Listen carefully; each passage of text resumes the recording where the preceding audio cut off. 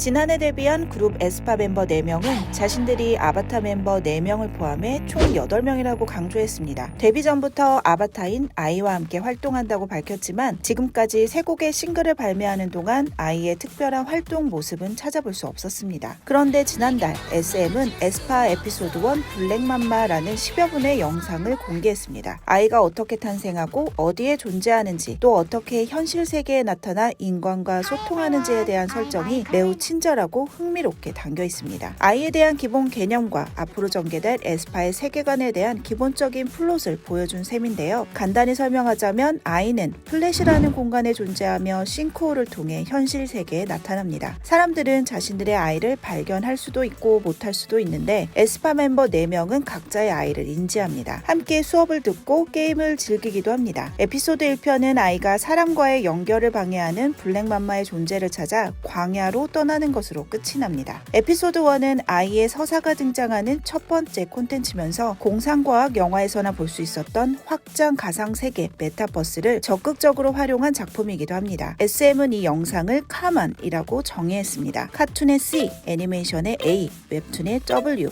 모션 그래픽의 M, 아바타의 A, 노블의 N을 딴 용어로 이수만 대표 프로듀서가 SM의 미래 산업 핵심 가치라 규정한 SM 컬처 유니버스, 즉 SMCU를 대표하는 혼합 영상 장르인 것입니다. 그동안 SM은 엑소나 NCT의 독특한 세계관을 꾸준히 선보였지만 에스파의 경우처럼 VR과 AR 기술을 활용한 티징 영상으로 선보인 건 처음입니다. 그만큼 에스파의 세계관 구축에 총력을 기울이고 있다는 얘긴데요. SM이 이렇게까지 힘을 쏟는 이유는 무엇일까요?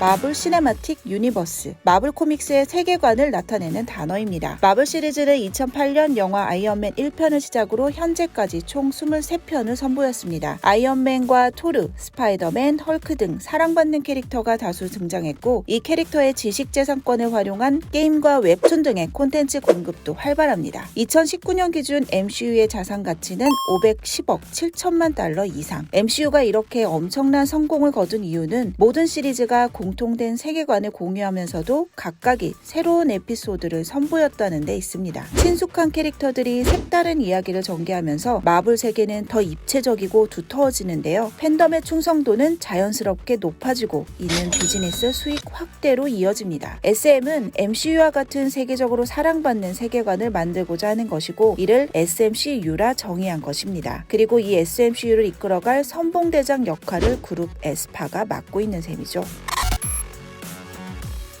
SMCU가 성공적으로 안착하기 위한 최대 관건은 아이와 공존을 다룬 에스파의 낯선 플롯이 얼마나 설득력을 얻을 것인지에 달렸습니다. 또 대중들이 8명의 멤버들을 단순히 가수가 아닌 SMCU의 대표 캐릭터로 자연스럽게 받아들일 수 있는지도 큰 변수가 될 겁니다. 이들이 마블의 헐크나 아이언맨처럼 세계적인 캐릭터로 자리 잡는다면 그 지식재산권과 활용 범위는 K-팝 아이돌 그룹의 보편적인 수익 모델을 뛰어넘는 무한대로 확장될 것입니다. 생경한 콘셉트를 우직하게 해냈던 회사답게 카만 1편에서 느껴지는 SM의 의지와 자신감은 충만해 보입니다. 댓글의 반응도 긍정적인데요. 또 한편에 마블 영화를 본 것 같다는 댓글이 가장 많은 공감을 얻었습니다. SM은 언젠가 다가오겠지만 아직 쉽게 상상할 수 없는 세계, 그 세계에서 야기할 수 있는 메시지를 카만이라는 완성도 높은 영상 콘텐츠로 선보였습니다. 이 낯선 시작의 끝이 반드시 MCU와 같은 수익적 성과로 이어지지 않더라도 SM의 시도와 역량은 전례가 없었다는 점에서 충분히 박수받을 만합니다. 저는 또 다른 소식으로 돌아오겠습니다. 지금까지 송영인이었습니다.